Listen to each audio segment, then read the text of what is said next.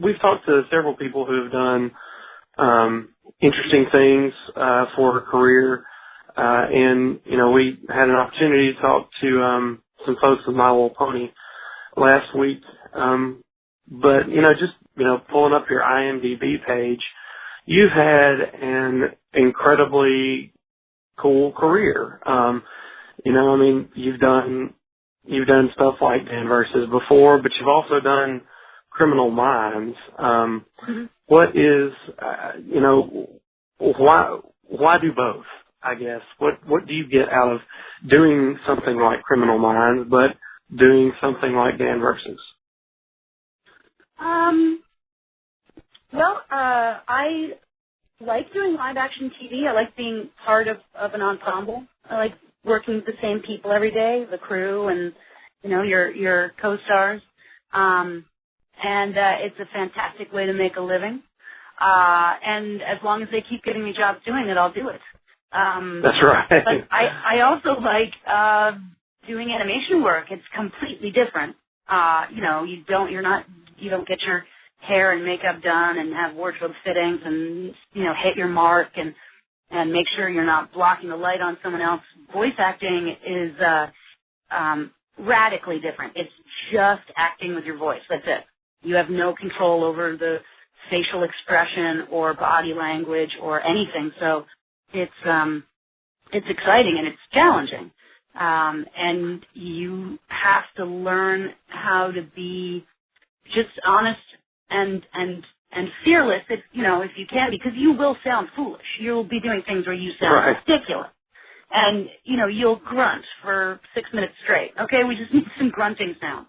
And as a grown person, you're standing in a carpeted studio in Burbank grunting for 5 minutes. Right. But it's its own thrill and challenge, and I would like to do more. I would like to do more voiceover because I love it and I want to get better at it.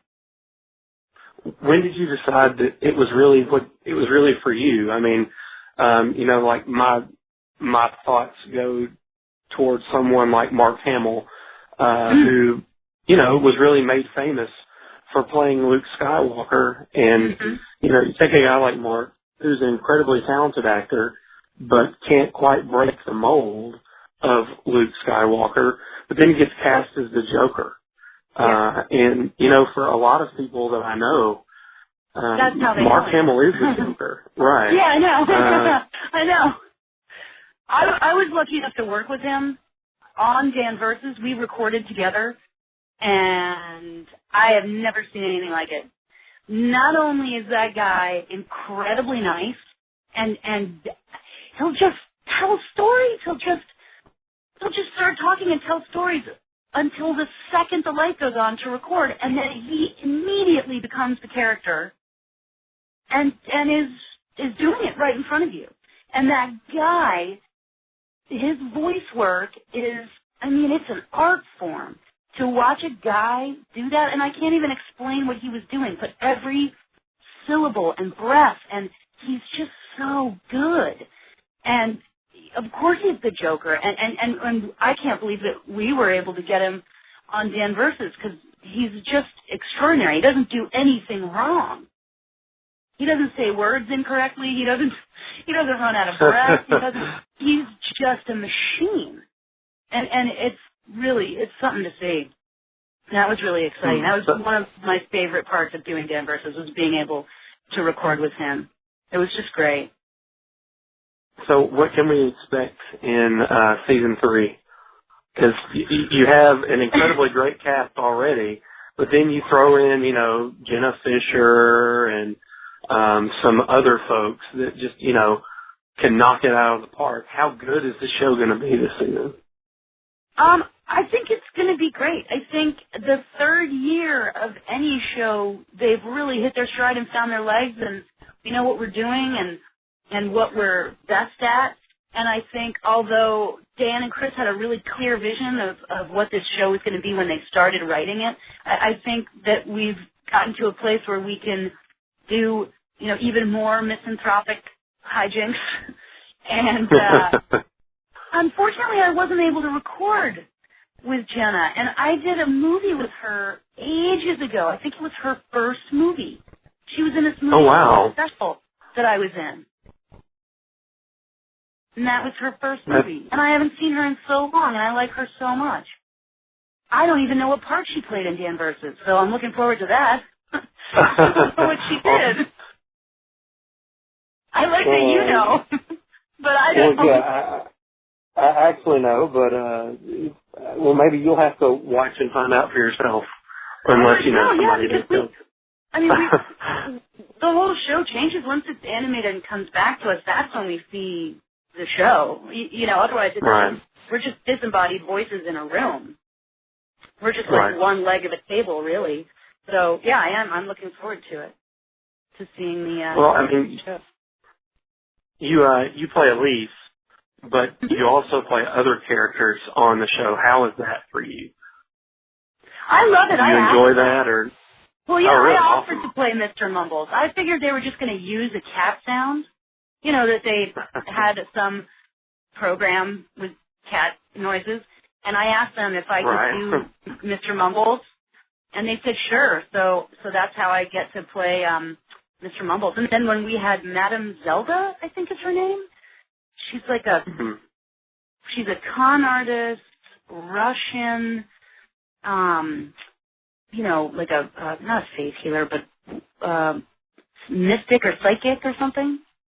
And so when we were recording, I just asked if I could try it because I just wanted to, you know, to try it and see if it would be fun to do and could, you know, can I still do a Russian accent?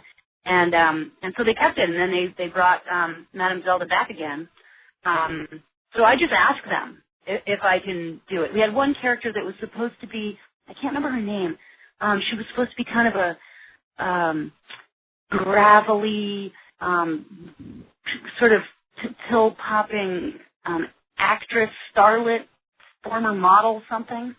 And I asked if I could do that, and they let me do that. And as long as I'm not taking like a voice job away from someone else, they'll let me have a run at it, which is nice.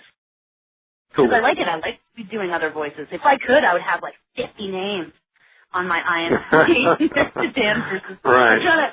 I'm racking them up like collecting baseball cards. I'm trying to get as many voices on there as I can, but I don't want to take work away from anyone else. And we actually have Gray Delisle, the voice actress Gray, who does a lot of the Batman. She does all the Batman movies. She's extraordinary. That girl can run circles around me. So me trying to do a voice is just, hey, they can cut it later. They don't have to use it. They can hire whoever they want.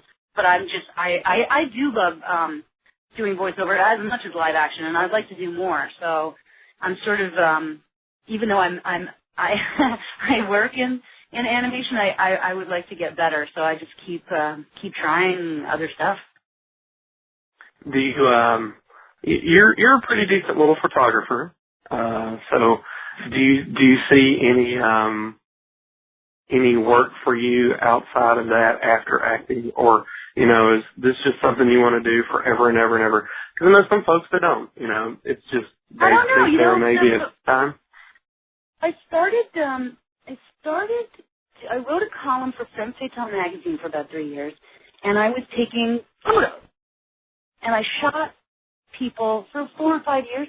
But that started because I thought, oh, there's not going to be any parts for me in my age group anymore. If you're not 30, if you're under 30, you'll work as an actress, and if you're older than that, you're never going to get a job again. And that's changed. Right. I mean, that's completely changed. So I started sort of trying to do like hobbies, hoping that I could learn enough to move into another career, but then got lucky and kept being offered acting parts and things I wanted to do. So I'm just going to keep doing that as long as they'll keep hiring me. But if I could do more voiceover, I'd like to do that. So I like them both. Cool. I'm not asking I don't know what I would do if I didn't do this, but I do know I'd figure something out. Did you ever watch? What was your favorite cartoon as a kid? I wasn't allowed to watch TV as a kid. My parents are teachers, so I would watch Star Trek and Batman at my cousin's house. That's it. We weren't allowed to watch TV, my brother and I. So I didn't really grow up with cartoons. Well, Star Trek and Batman, that's a good thing to watch if that's the only thing you got to watch. Yeah, well, that was my cousin Jono was older, so he got to pick what we watched, and we didn't have a TV at our house. But my cousins had a TV at their house, so we would watch what my cousin Jono picked. And it was Batman and Star Trek. Both shows I still like very much.